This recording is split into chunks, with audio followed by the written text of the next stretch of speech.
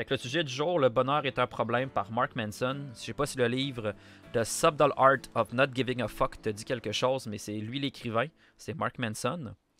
Fait que dans le fond, ce qu'il explique dans The Subtle Art of Not Giving a Fuck, c'est que dans le fond, le bonheur est un problème. Ce qu'il veut dire par là, c'est que quand on regarde la vie de manière objective, tu veux pas ne pas avoir de problème. Tu veux avoir des meilleurs problèmes, nuances. Fait que si on prend exemple Warren Buffett, qui est un des l'investisseur qui est le plus riche au monde, qui fait plusieurs milliers de dollars à la seconde, pensez-vous qu'il a les mêmes problèmes qu'un emballeur chez Provigo? La réponse est non. Au même principe, si on prend le propriétaire Richard Branson, qui est le propriétaire de Virgin, pensez-vous qu'il a le même problème, exemple, que le propriétaire de Vidéotron? La réponse est non non plus, et non également. Fait que c'est-à-dire que le bonheur vient du fait de résoudre des problèmes parce que les émotions négatives vont nous pousser à l'action. C'est-à-dire, si on prend les émotions négatives comme un motivateur pour passer à l'action plutôt que d'interner les choses négatives, ben, ça veut dire que notre bonheur va venir du fait de combattre cette fameuse opposition entre le positif et le négatif, puis d'aller vers la résolution de problèmes. Fait que dans le fond, c'est un des nombreux sujets abordés dans le livre, mais je trouvais qu'il s'expliquait très très bien comme dans une petite capsule pour mon live, puis c'est un principe que j'utilise presque au quotidien. Fait que c'est vraiment un très très très bon sujet, très très facile à comprendre, puis on va dire à mettre en position dans notre tête. Et comme d'habitude, je vous ai mis une petite ressource qui résume cela pour vous, qui est en anglais encore une fois parce que c'est pas facile de trouver des traductions pour des livres comme exemple The Subtle Art of Not Giving a Fuck. Les traductions sont souvent très boiteuses. Fait que j'essaie toujours de vous trouver des références la majeure partie du temps en français quand je suis capable. Mais quand je suis pas capable, ben, je fais mon mieux puis je vous trouve une référence en anglais qui fait la job. T'as lu ce livre? Ah, excellent. Fait que tu comprends un petit peu de quoi je parle. C'est super. Mais par exemple, je me souviens plus c'est quoi son autre livre à lui. Donnez-moi 30 secondes. Je suis vraiment curieux parce que je me suis fait conseiller un autre livre par lui. Mais que je me souviens plus des titres. Ok, c'est ça. Il y a le Subtle Art of Not Giving a Fuck, puis il y a Everything is Fucked Up. Everything is Fucked. Un livre sur l'espoir, c'est ça. Fait que moi, j'ai vu des gens lire les deux. Subtle Art, il est orange, puis Everything is Fucked, il est bleu. Fait que moi, c'est Subtle Art en ce moment que je vous parle, mais Everything is Fucked, j'ai beaucoup de streamers qui m'en ont parlé aussi en disant que c'est un très très bon livre également. Il est pas dans ta bibliothèque, c'est bon. Ben, c'est pas forcément un livre que tout le monde connaît. Fait que c'est pour ça que je me suis dit, je vais vous introduire à une idée du livre. Puis ceux et celles que ça intéresse, ben, ils n'hésiteront pas après ça à aller creuser la question par eux-mêmes. Ouais, un peu, mais en même temps, comme explique le. Ben, je sais pas si toi tu l'as lu ou si tu l'as écouté, parce que moi j'ai écouté dans le fond la version audio, je l'ai pas lu. Dans le fond, je l'ai écouté raconté par Mark Manson lui-même. Ça, puis dans le fond, dans son introduction, dans le livre audio, il explique un peu pourquoi, tu sais. Il dit la raison principale pour laquelle le livre est écrit comme il est écrit, c'est que je voulais pas me censurer quand je sentais pour moi, puis il répète comme 2-3 fois pour moi, que le mot en F est nécessaire. Fait qu'il s'est comme pas auto-censuré dans l'écriture de son livre. Fait que c'est pour ça qu'il y en a plus que ce qu'on pense. Mais c'est pas pour un effet de style ou quoi que ce soit. Il a juste dit, moi je voulais le faire comme ça, puis je l'ai fait comme ça. That's it. Tu sais, il avait pas envie que... Il avait pas envie que les autres mettent leur grain de sel dedans, là. Non, mais je comprends. Mais tu sais, moi aussi, je me suis posé la question, tu sais, puis quand j'ai entendu son explication dans le livre, j'ai dit « Ah, ok, je comprends, tu sais. » C'est un problème de modernité, je trouve, c'est qu'aujourd'hui, à force de vivre en paix, on se fait vendre des idées, des lumières, démocratie, et on se fait crever dans un monde rose, et finalement, quand on fait face à une difficulté, on est moyen bien préparé quand cette difficulté n'est plus vue comme quelque chose de notre monde d'aujourd'hui, contrairement à certaines époques où la difficulté était quotidienne. C'est vrai que d'une certaine façon, on est un petit peu trop dans un monde cotonné, dans lequel on nous dit t'es né pour un petit pain, un petit train va loin, l'argent c'est le mal, t'as pas besoin d'argent, l'argent fait pas le bonheur, t'as pas besoin d'avoir de l'ambition, t'as juste besoin d'être en sécurité. C'est une des raisons motivantes aussi pour laquelle je fais ce que je fais en ce moment, là. Vous donner des outils vraiment concret et présent pour vous aider dans le quotidien. Là. Tout le monde gagne une médaille. Tu coules pas tes cours, t'as simplement pas atteint tes acquis. Ou sinon la personne est en voie d'atteindre les acquis. C'est comme moi, à l'école,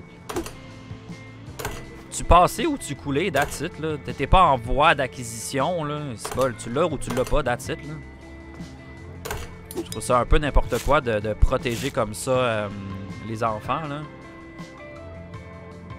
Tu sais, quand tu l'as pas, tu l'apprends, puis that's it, là. Je veux dire, ça sert à rien de donner à tout le monde un prix de participation, puis de dire, ah, c'est pas grave, l'année prochaine, ça ira mieux, tu sais.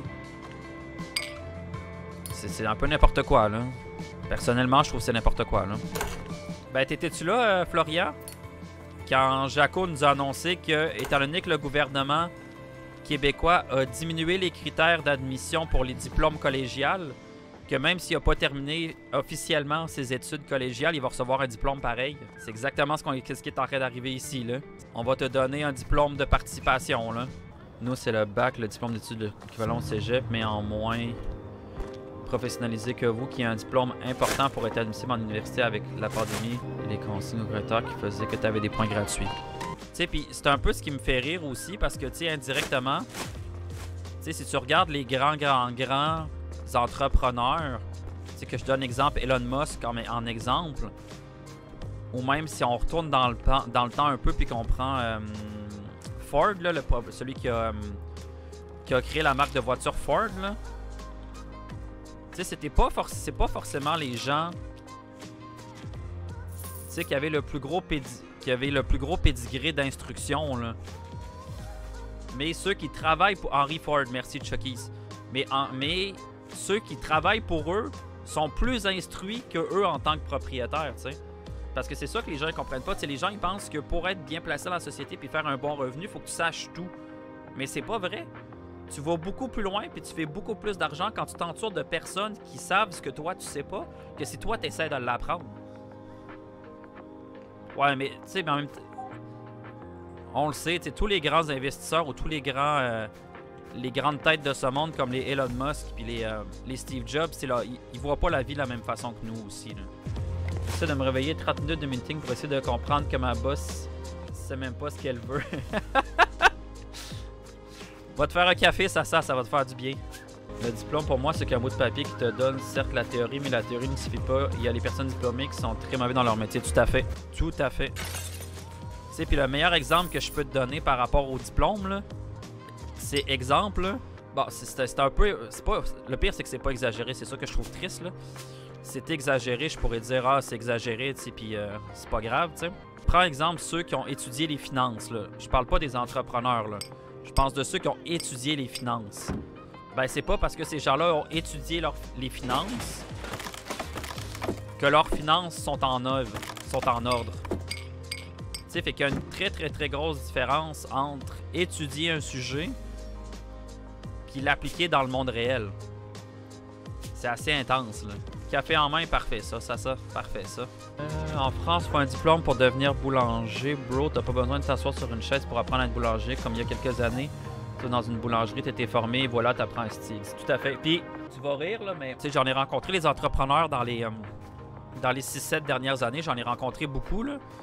Puis, ce qui est en train de devenir la nouvelle norme, puis ça, je suis vraiment excité de ça, là, c'est que ceux et celles qui sont des entrepreneurs, puis qui cherchent à agrandir leurs produits, à agrandir leur distribution, etc., ben, de moins en moins, ils vont se fier au diplôme. Puis de plus en plus, ils vont faire « OK, tu veux travailler chez nous? Parfait. Viens chez nous, on va te mettre en test, on va voir comment tu es capable d'apprendre, on va voir comment tu es capable de débrouiller. Puis en fonction de tes qualifications, on discutera de ton salaire après. Ici, j'ai les qualifications pour être secrétaire de direction, mais j'ai pas de deck. » Exactement. Exactement. Fait que tu sais, c'est pour ça que les entrepreneurs, de manière générale, pas les entreprises gouvernementales comme où tu travailles à la ville, malheureusement, parce qu'ils sont encore trop dans l'ancienne façon de vivre puis l'ancienne façon de voir les choses, là. Mais les entrepreneurs plus jeunes ou les entrepreneurs plus échevronnés, on va dire, là, ils se fient de plus en plus à la compétence et au désir d'aider les autres qu'au diplôme. Puis comme tu viens de dire, c'est parce que les gens ils se rendent compte que le diplôme donne zéro, mais zéro la compétence. Zéro. Fait que c'est pour ça que je suis content d'une certaine façon d'avoir viré du bord des entrepreneurs et non des employés. Parce que je me rends compte qu'il y en a qui essayent de changer les choses, puis il y en a qui essayent de rendre les choses meilleures. Ici, il suffit beaucoup au diplôme et à l'expérience. Donc, quand tu es un jeune diplômé, t'as pas mais tout le monde te refuse, tu peux pas avoir de l'expérience. Exactement. Ben non, il faut que je les enlève, Chucky, sinon je perds de l'argent. Exactement, Flo, là. Tu sais, je veux dire, j'ai eu plein de jobs alors que j'étais un employé au baccalauréat. Puis ça n'a pas augmenté mon salaire, là. Ça n'a pas augmenté mon salaire d'avoir un baccalauréat là, pour les jobs que j'ai eu, là. Fait qu'à quoi il a servi mon diplôme? À rien, là. C'est juste insane, là. D'avoir passé 3-4 ans sur les bancs d'université puis qu'au final, ça change rien à ta vie, là. C'est triste, là.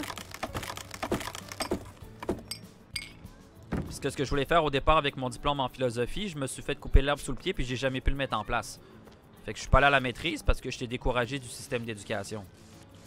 Surtout que j'ai été pogné pour me rasseoir pendant 4 ans sur les bancs d'école pour apprendre des sujets qui me servent pas à ma maîtrise.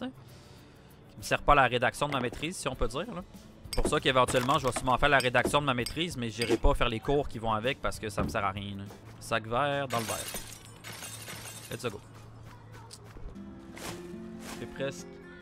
Faire presque 2 ans et voir des offres d'emploi de $10 pour secrétaire à tout faire. À vous, ouais? Moi, avec, ça m'a frappé, là. J'étais comme, what the hell is going on? Ça, c'est du plastique, hein. Je vais essayer de le mettre dans le plastique, voir si le ballon de plastique, ça marche. Plastique, c'est là, right? Ça marche-tu? Eh oui, ça marche. Let's go, le ballon de plastique qui se recycle puis ça donne de l'argent. Let's go, j'aime ça. J'aime ça, j'aime ça. Tu sais, puis c'est ça, tu sais, moi, je me suis dit, tu sais, j'ai quand même, tu sais, j'ai fait de la littérature, tu sais, j'ai fait de la psychologie à l'université. Tu sais, je me dis, tu sais, quand je vais arriver dans un emploi où, exemple, il faut travailler avec des employés ou faire de la gestion de personnel, tu sais, ça va compter, tu sais. Ben non, pas tout. J'ai eu exactement le même salaire. J'ai eu exactement le même salaire que quelqu'un qui aurait pas fait d'études. J'étais comme, ben voyons donc. Je suis comme, ok, il y a de quoi qui marche pas, là. Je peux pas croire, là. Je peux pas croire que tu te casses le cul pendant 2, 3, 4 ans à apprendre un métier. Puis quand tu arrives sur le marché du travail, tu fais pas plus d'argent que quelqu'un qui a pas fait les mêmes études. Voyons, c'est bol. Ça marche pas, là. C'est à partir de là, je me suis mis à me poser des questions, tu sais, de comment marche vraiment l'argent, puis comment marche vraiment le système de rémunération au Québec, tu sais. Puis après ça, ça m'a ouvert sur le Canada, ça m'a ouvert sur le monde, puis j'ai fait, ok, il y a vraiment... Comme tu dis, on est vraiment archaïque, ça marche pas notre affaire, là. Il y a vraiment de quoi qui marche pas, là. Quand tu fais de longues études dans le monde de la santé, qu'on te dit que tu peux pas faire la job parce que t'as pas été formé, t'as été formé quand... Ouais, c'est ça.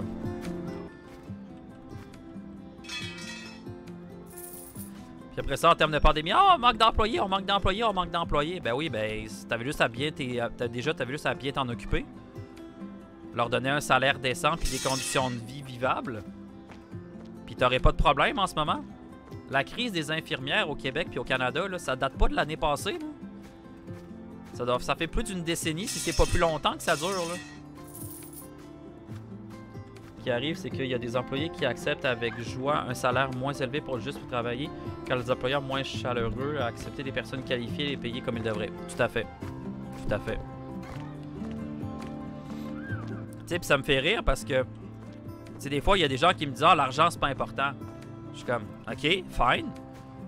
J'écoute ce que tu me dis, tu sais. » Je dis « Fait que si tu me dis que l'argent est pas important, ça veut-tu dire que demain, t'aimes tellement ta job que si demain, ton employeur, il dit « Tu rentres, mais je te donne plus d'argent, est-ce que tu vas rentrer pareil? » La personne, elle me dit « Ben non. » Je suis comme « Bon, ben t'es un menteur d'abord. Parce que tu viens de me dire que l'argent, c'était pas important. » Fait que si l'argent était pas important à ta job, ben tu irais travailler même si tu n'aurais pas d'argent. Et j'irai pas plus loin parce que c'est très politique. Non, c'est correct. On n'est pas là pour construire un débat non plus, là. On est juste là pour se donner des outils puis s'aider les uns les autres, là. Fait qu'on... J'étais zéro en position de partir en débat politique, là. C'était pas ça mon intention non plus, là. Mais tu sais, ça me fait juste rire quand... Tu sais, quand t'explores un peu le monde des affaires puis le monde de la business, à quel point les gens, des fois, sont à côté de la traque puis s'en rendent pas compte, là. Ah, à côté de la traque. À côté de la traque puis on joue à un jeu de train, c'est drôle. Mais, tu sais, c'est juste une scène, là. Que, tu sais, maintenant, je prends tout avec un grain de sel puis que... je me choque beaucoup moins qu'avant. Avant, dès que quelqu'un m'ostinait sur des affaires de business, je pétais les plombs, puis j'étais comme non, mais tu comprends rien, t'es con, puis nanana. Puis au fur et à mesure de parler avec du monde, j'étais comme ok, ouais, non, c'est pas du tout la bonne façon de travailler. J'ai appris à modérer mes pensées puis à me mettre à la place des autres. Là. Moi, j'étais sur le bord d'aller trop loin, car là, je vis beaucoup avec des professionnels qui ne peuvent pas avoir de job rémunéré car tout à fait là. L'argent c'est important pour vivre et pour l'intérêt général car il ne faut pas oublier que le travail, ça va tout participer à un système pour que la société marche et que que chacun puisse vivre. Mais il faut juste pas tomber dans l'avarice, on peut ne se dire ok, ça a l'air plus grand, c'est trop cool. Exactement, exactement. Exactement. Puis ça, c'est. Je t'avouerai, Florian, que c'est un des propos qui m'a plus le frappé. Un de mes mentors, dans le fond, un des Québécois qui est rendu maintenant millionnaire depuis plus d'une dizaine d'années. Il nous a dit une des leçons les plus importantes que je peux vous dire, c'est la suivante. Dans la vie, tu as deux choix.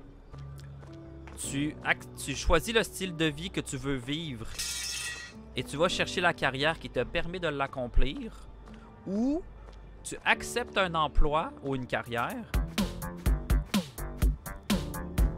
Merci Chucky's pour le host. Ou tu acceptes un emploi ou une carrière et tu deals avec le style de vie que ça va t'apporter. Fait que tu as deux choix. Tu choisis ton style de vie puis tu trouves quelque chose qui peut te l'apporter, ou que tu acceptes un emploi puis tu fais avec le style de vie que ça va t'apporter. Ça m'a marqué. J'ai comme fait oh wow, j'ai dit là tu viens vraiment d'allumer une lumière à l'intérieur de moi là. J'ai dit je comprends clairement ce que tu veux dire, tu sais. Je voyais une lumière au bout du tunnel, tu sais, je me disais ah ok, je comprends, tu sais. Puis comme tu dis, tu sais, puis les gens qui disent ah je devrais te payer plus.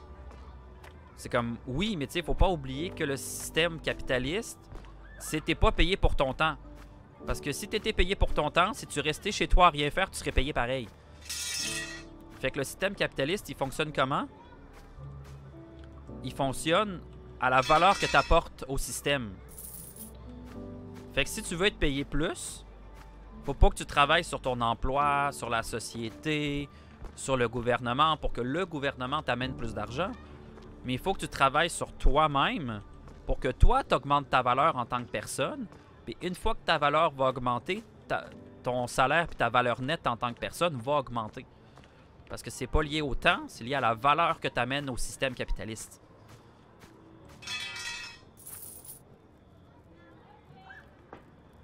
Si tu veux te payer plus, tu peux faire un service civique. Ouais, non, c'est pas ça. C'était pas ça le fond de ma pensée, là, mais je comprends ce que tu veux dire, mais non. C'est pas ça que je voulais dire, là, mais c'est encore une vieille mentalité de là, je sais pas trop combien d'années, là. Ok, ça a l'air pas mal clean. Il y a à nettoyer puis à remplacer, on est bon, là. Tout à fait, ça c'est vrai. Quand tu fais des dons volontaires à certaines personnes, ça peut être bon pour tes impôts. Puis ce qui peut être bon aussi, c'est simplement d'avoir une entreprise à la maison. Fait qu'exemple, le marketing de réseau, c'est une très très très belle façon d'avoir un compte de dépenses, au même titre que si tu étais propriétaire d'une compagnie comme Bell et Vidéotron, puis à la fin de l'année, d'avoir plus d'argent dans tes poches. Juste parce que tu as un compte de dépenses que tu n'aurais pas en tant qu'employé. C'est aussi simple que ça. Fait que tu sais, c'est pas que les moyens n'existent pas, c'est que les gens prennent pas le temps de les expliquer sur les bancs d'école. Grosse nuance. On va le nettoyer parce qu'il commence à être un peu plein. Le système aux États-Unis est très bon là-dessus. Toutes les entreprises et personnes riches donnent ce sont régulièrement parce que ça rapporte des avantages. Ouais, mais la loi est comme ça. La loi est comme ça, tu sais, si les choses bougent tellement pas vite, comme disait Sassa tantôt, tu sais, le système d'emploi, exemple au niveau de la ville, est tellement archaïque. Fait que c'est tellement pas demain que ça va changer. Fait que le best que tu peux faire, c'est quoi? Ben, c'est de suivre les lois. C'est aussi simple que ça, tu suis les lois. Si la loi dit, exemple, quand tu achètes un ordinateur portable et que tu travailles de la maison, tu peux le mettre dans tes dépenses d'impôt, ben, tu le mets dans tes dépenses d'impôt. C'est tout. C'est aussi simple que ça. T'sais, le système est archaïque, mais il faut prendre ça avec un grain de sel aussi. Il y a Il y a des lignes qui sont tough à franchir, puis c'est correct aussi, tu sais. Mais tu sais, il y a quand même beaucoup d'avantages fiscaux, on va dire, puis de façon de gérer son argent qu'on nous apprend pas sur les bancs d'école parce que ça avantage les autres. Mais si tout le monde le savait, tout le monde s'en tirerait mieux financièrement, tu sais. C'est pour ça que je dis que c'est à prendre avec un grain de sel, mais tu sais qu'il y a beaucoup de choses qu'on nous apprend pas sur les bancs d'école. Puis c'est un peu ce que je veux faire avec ma chaîne, tu sais, je veux vous apprendre ces choses-là justement, tu sais. Parce que je trouve que c'est des choses qui sont importantes puis que tout le monde devrait savoir, là. Faire un tour en économie ou en commerce pour apprendre ça. Si ça, tu vas rire, là. Tu vas rire, Florian, mais même en faisant ces diplômes-là, comme tu dis, là, t'apprendras pas ce que les entrepreneurs apprennent dans les séminaires, dans leurs séminaires puis dans leurs livres. Parce que toutes ces éducations-là d'économie, de commerce, de finance sont toutes faites pour une seule et même raison. Que tu sois un bon employé d'économie ou que tu sois un bon employé de finance. C'est pas fait pour que tu sois un bon entrepreneur de finance ou un bon entrepreneur de whatever. Fait que c'est ça qui est triste. C'est vraiment ça qui est triste parce qu'on nous fait croire que... Mais pas en tout. Tu sais, je te donne un exemple. À un moment donné, à l'université, il y avait un cours Entrepreneuriat 101, comment lancer son entreprise. Puis on avait demandé à un des profs, tu sais, vous donnez exemple le cours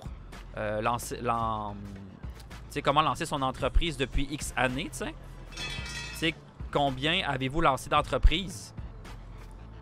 Puis le professeur, il répond 0. T'es comme, ben voyons, t'es à l'université, tu donnes un cours comment lancer son entreprise et t'as jamais eu d'entreprise. Comment tu veux enseigner ta matière, tu sais? Fait que ça, c'est une belle preuve que t'as plein de cursus à l'université puis ailleurs qui nous font croire que c'est pour nous aider. Mais ça t'aide pas parce que ça t'aide juste à devenir un employé, ça t'aide pas à devenir indépendant. Ça sert à rien. Ce que je trouve difficile, c'est de mettre un salaire minimum trop élevé que ça va oublier tous les professionnels qui, souvent, pour, par exemple, les infirmiers. Oui, ben, en fait, quelque chose que je trouve pas con, ça, puis tu me diras ce que t'en penses, puis moi, je trouve que c'est une bonne idée, là. Parce qu'il y a des pays qui le font, puis des pays qui le font, honnêtement, ils ont pas mal moins de problèmes économiques que nous, là. Fait que c'est pour ça que moi, je trouve que c'est une bonne idée, là. Mais tu prends exemple des pays comme, je pense que c'est la Finlande, la Suisse... et peut-être même la Suède, mais j'ai un doute sur la Suède, là. Tu sais, ils donnent un salaire à tout le monde. Tout le monde a un salaire. Puis si tu veux plus, tu vas le chercher. Je trouve que ça serait plus brillant qu'un salaire minimum.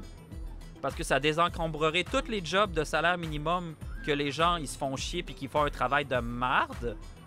Puis ça donnerait la chance à ceux qui ont déjà un salaire dans leur poche de prendre sur leurs épaules, de travailler un peu plus pour faire plus d'argent. Je trouve que ce serait plus intelligent qu'un salaire minimum. C'est comme les experts qui sont experts de diplôme, mais quand tu leur demandes ce qu'ils ont fait dans leur vie, j'ai étudié. Exactement. Tu résumes exactement ce que j'étais en train de dire par rapport au professeur d'entreprise qui n'a jamais eu d'entreprise. Là, c'est exactement la même chose, là. C'est exactement pareil, là.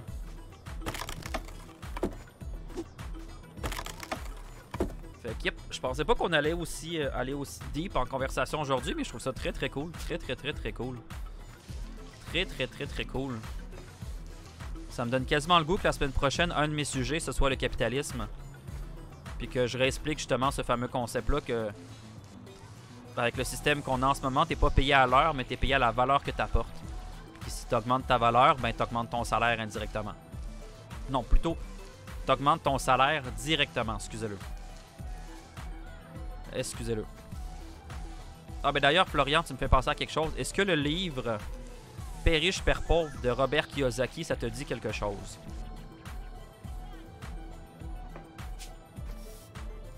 Que c'est en plein dans ce que tu parles, justement. À part de l'historique, j'ai pas lu grand-chose. Ok, mais dans le fond, Père riche, Père pauvre, par Robert Kiyosaki, dans le fond, c'est qu'il explique que quand il était jeune, il y a eu deux pères. Il y a eu son père à lui, qui était, comme tu viens de le dire, un expert en éducation. Et son autre papa, dans le fond, c'était le père de son ami qui était entrepreneur. Puis il dit, mon père a vécu stressé financier toute sa vie. Quand il a voulu lancer une entreprise, ça a fait un flop. Puis quand il est décédé, il a laissé des dettes à ses enfants. Puis il n'a jamais vraiment eu l'occasion d'accomplir ses rêves.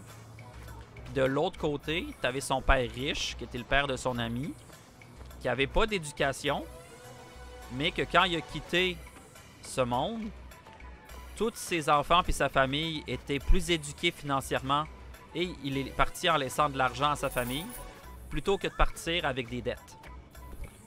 Fait qu'à un moment donné, il est allé voir son père riche, donc le père de son ami, puis lui a demandé de l'éduquer. Il a dit, je veux savoir comment tu fais, puis je veux que tu me l'enseignes. Fait que c'est ça qui explique, dans le fond, dans le livre Père riche, Père pauvre, le premier, parce qu'il a fait une série de plusieurs livres, là. Et dans Père riche, Père pauvre, c'est ça qui explique. Il explique la différente mentalité entre les gens pauvres et les gens riches. Fait que c'est toutes des idées super simples, mais quand tu les additionnes, tu fais ah ben tu regardes, je comprends, tu sais, je comprends pourquoi telle personne a fait de l'argent et telle personne n'en fait pas, exemple. Fait que c'est vraiment des principes simples, mais quand tu les mets bout à bout, tu fais Caroline que ça fait du sens. Tu sais, je te donne un exemple. Quel exemple simple? Ah oui, bonne idée, j'ai un exemple. Exemple. Est-ce que tu penses qu'une voiture, donc un véhicule, c'est un actif ou un passif? Même chose pour une maison. Est-ce qu'une maison est un actif ou un passif? Ça, c'est un principe qui m'a marqué, là, fait que je m'en souviens par cœur, là.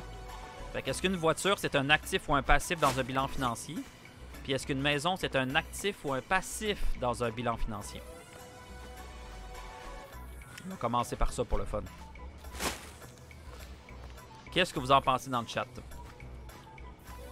Selon selon ce que le gouvernement, on va dire que la société nous inculque. Ok, on a une réponse. Je pense sincèrement qu'il faudrait des meilleurs cours d'économie à l'école. Maintenant, les coûts de la vie peuvent réellement te mettre dans la chenoute plus longtemps que mettons, nos grands-parents. Et je trouve sincèrement que ma génération connaît rien. Exactement, ça. Je suis tellement d'accord avec toi. Sauf que le problème revient au même, comme on disait tantôt. Le problème, c'est que s'ils donnent des cours d'économie à l'école, ça va être encore des cours d'économie pour être des bons employés. Fait que ça réglera pas le problème de finances des gens. C'est ça qui marche pas. Il faut que les gens prennent sur eux de se renseigner puis d'apprendre l'économie telle qu'elle est réellement par eux-mêmes. Ils n'ont pas le choix. Parce que c'est en aucun cas le gouvernement puis l'éducation qui va leur apprendre. Okay, fait que Chucky se dit passif. Florian sait pas c'est quoi, fait qu'on va te l'expliquer, Florian, avec grand plaisir. Puis Sasa dit actif. Ok, parfait. Ben en fait, vois-tu Florian, c'est ça, c'est ce que beaucoup pensent. Mais avec la pandémie, on se rend compte que c'est pas vrai. Parce que ce qui est en train de se passer, puis ce qu'on a l'espoir certaines générations, c'est qu'on retourne à comme dans le passé. Tu sais, tu vas avoir un boucher, tu vas avoir un boulanger. Fait que tu vas avoir des entrepreneurs qui font de la création locale pour fournir aux besoins de la société. Qu'on arrête de passer par des grosses chaînes de distribution qui payent des peanuts les employés. Qu'on ait des entreprises locales prospères qui ramènent de l'argent localement puis que les employés aient un bon salaire. C'est ça qui est en train de se passer un peu, veut pas, avec la pandémie. Puis ça, je trouve que c'est une maudite belle affaire. OK, fait qu'en gros, Florian, un actif puis un passif, c'est très très simple, OK? Dans le fond, c'est que quand tu fais un bilan financier, la colonne d'actifs, c'est les choses qui te ramènent de l'argent sans que tu ailles à investir du temps et de l'argent ou que tu as investi dans le passé. Puis un passif, c'est quelque chose qui sort de l'argent de ton compte de façon, on va dire, récurrente. Fait que, exemple, là, j'avais posé la question, pensez-vous qu'une voiture et une maison, c'est un actif ou un passif? Il y a Chucky qui a répondu que ce sont des passifs, puis il y a Sasa qui a répondu que c'est un actif. Fait que, on va y aller case par case, OK? Fait que voiture, à moins que tu sois un chauffeur de taxi ou un chauffeur Uber, c'est un passif. Parce que ça sort de l'argent de tes poches, ça ne te rapporte pas d'argent, et avec le temps, tu perds de l'argent parce que la valeur diminue de ton bien.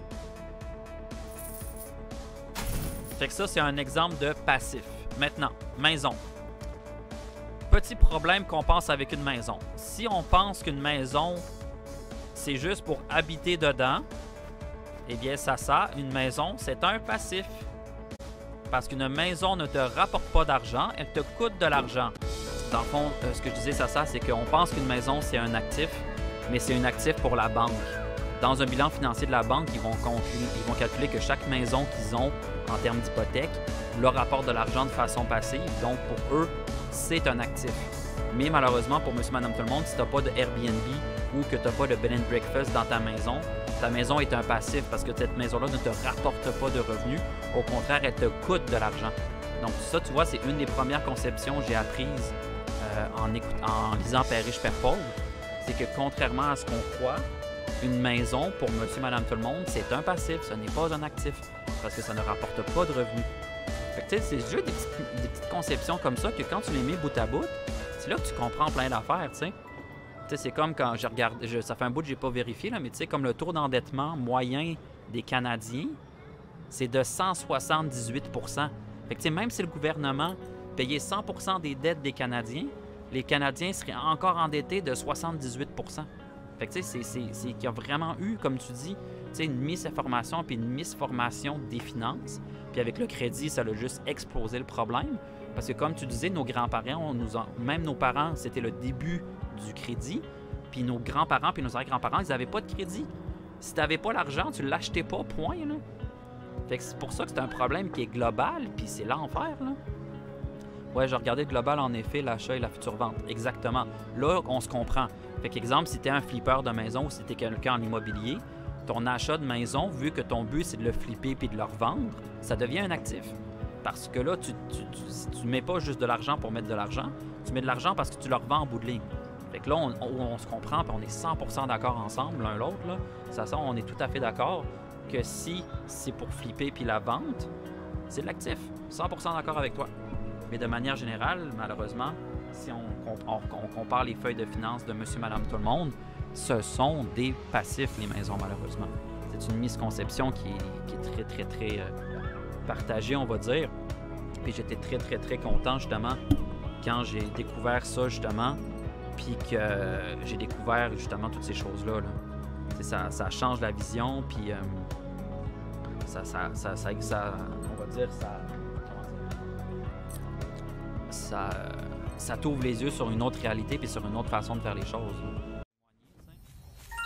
C'est qu'au départ, on est d'accord qu'il y a certains employeurs qui abusaient de leurs employés. Ça, je le cacherai pas, ça c'est connu, on le sait. Mais là, ce que je trouve triste, c'est que c'est rendu que les syndicats ont tellement de pouvoir, c'est eux qui, c'est là que ça me frustre. Hein. Parce que c'est rendu que quelqu'un on va dire, qui a le temps dans la compagnie, mais qui n'a pas la compétence, prime sur quelqu'un qui a la compétence, mais qui n'a pas l'expérience. Tu sais, ça marche pas. Là. Ça, je trouve que c'est illogique. Là. Tu serais pas supposé pénaliser quelqu'un qui est compétent parce que l'autre personne a plus d'ancienneté. C'est comme, what the fuck, là. Ça marche pas, là. Ah, ben, t'es là, la clé. On a trouvé la clé. Let's go. C'est triste parce que c'est un peu ce qui est arrivé à Sasa. Tu sais, elle était super compétente pour son poste. C'est quelqu'un avec plus d'ancienneté qui a eu le poste. C'est comme, what the fuck, là. T'avais quelqu'un qui était super compétent, qui était apprécié du personnel puis des superviseurs, mais à cause que le syndicat est embarqué dans la bataille, puis que le syndicat dit « Ah, ben la personne a plus d'ancienneté, fait qu'elle a priorité sur le poste. » Puis après ça s'est mis à occasionner plein de problèmes, puis on s'est rendu compte que la personne qui a plus d'heures, on va dire, au sein de la compagnie est moins compétente que la nouvelle personne. Tu sais, c'est comme... Ça, je trouve ça dégueulasse, là. C'est pour ça que je dis que je trouve ça nice quand indirectement, quand les entrepreneurs se fient de plus en plus à la compétence et non pas à la diplomation puis à l'expérience, parce que ça a juste pas de sens. Là. Fait que le sujet du jour, c'est un écrivain qui s'appelle Mark Manson, celui qui a écrit L'art subtil de s'en foutre. En anglais, c'est The Subtle Art of Not Giving a F. Il a écrit également Everything is Fucked Up. Donc, c'est un écrivain, c'est un entrepreneur, c'est un speaker également. Puis, dans le fond, le petit bout de son texte que je voulais parler aujourd'hui, c'était le bonheur est un problème. Dans le fond, il y a beaucoup de gens qui pensent que pour être heureux dans la vie, il ne faut pas avoir de problème. Mais dans le fond, ce que lui dit dans son livre, c'est qu'en fait, il faut vouloir de meilleurs problèmes. Fait qu'exemple, on prend des gens comme Warren Buffett, comme Oprah Winfrey, comme Richard Branson, c'est qu'ils n'ont pas les mêmes problèmes que nous. Ils ont des problèmes qui sont différents, puis donc, entre parenthèses, ils ont des meilleurs problèmes. Fait que l'idée, c'est pas que le bonheur vient du fait de ne pas avoir de problème, c'est que le bonheur vient du fait de régler des problèmes. Donc, c'est-à-dire, au lieu quand il y a une expression négative qui vient vers nous, au lieu de l'apprendre, puis de l'acquérir, puis de l'interner, c'est d'utiliser ces émotions négatives-là comme carburant pour se mettre en action, puis d'aller régler des problèmes. Fait que dans le fond, que le bonheur vient pas du fait d'une absence de problème, mais le bonheur vient du fait de cette fameuse confrontation-là qu'on va avoir entre les choses positives, les négatives et les obstacles. Fait que je trouve que c'est une très très belle façon de voir la chose parce qu'effectivement, on se rend compte que quand on regarde la vie des gens qui ont réussi dans la vie, ben c'est souvent quand ils ont frappé leurs plus gros obstacles qu'ils ont eu la plus grosse croissance puis qu'ils ont eu les choses les plus heureuses dans leur vie. Fait que je trouve que c'est une très très très belle façon de voir la chose. Donc vraiment, je trouvais que c'était une belle façon d'introduire Mark Manson au stream. Puis c'est clair qu'il va revenir à plusieurs reprises. Mark Manson, né le 9 mars 1984, est un écrivain américain, consultant et développement personnel, entrepreneur et blogueur. Tout à fait. Il rédige des articles sur son blog depuis 2010 sur les thèmes liés au développement personnel, les systèmes de valeurs, intelligence émotionnelle, les relations interpersonnelles et amoureuses, de la sens de la vie et de la discipline personnelle. Je vous remets sur la scène de live. Son deuxième ouvrage, L'art subtil de s'en foutre, a été publié en 2016. Il est entré dans la liste des meilleures ventes du New York Times, c'est vrai. 6e position en la semaine du 2 octobre 2016. En juillet 2009, il était classé au second rang avec une durée totale de 128 semaines dans le classement. Yep! Ces deux livres, autant L'art subtil de s'en foutre que l'autre, le plus récent, là, qui s'appelle Tout est déréglé, là, Everything is fucked. C'est vraiment un très bon livre, là. Fait que oui, fait que le sujet du jour aujourd'hui, Mamzi, dans le fond, c'est un auteur qui s'appelle Mark Manson qui a écrit L'art subtil de s'en foutre et tout est brisé. Fait qu'on parlait aujourd'hui de le bonheur est un problème. Dans le fond, que souvent on pense que pour avoir une belle vie, il faut pas avoir de problème. Mais dans le fond, ce que la plupart des entrepreneurs ils disent. Ah, et voilà, 100%, let's go. C'est pas qu'il faut pas avoir de problème, c'est qu'il faut avoir des meilleurs problèmes. Fait que ça veut dire que, exemple, si on prend les gens comme Oprah Winfrey, comme Richard Branson, qui est le propriétaire de Virgin, etc., c'est pas qu'ils n'ont pas de problème, c'est que leurs problèmes sont différents des nôtres.